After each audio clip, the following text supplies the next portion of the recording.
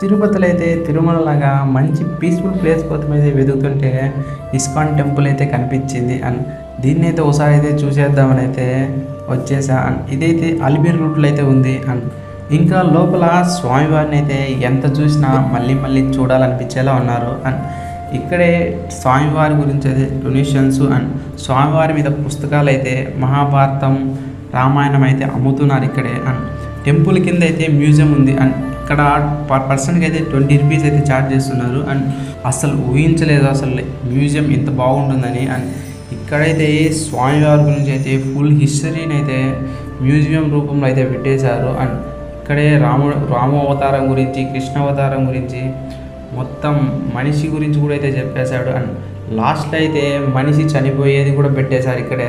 And అదైతే నేను చూసి అయితే షాక్ అయ్యా. అసలు నాకు తెలిసి కృష్ణుడి గురించి తెలుసుకోవడం కూడా అవసరం లే, ఇక్కడ మ్యూజియం చూసేస్తే మొత్తం స్టోరీనే తెలిసిపోతుంది. అండ్ లాస్ట్లో అయితే మనిషి గురించి అయితే సూపర్గా పెట్టారు. అండ్ టెంపుల్ని అయితే ఎంతమంది అయితే విజిట్ చేశారో లాస్ట్లో అయితే కామెంట్ చేయండి.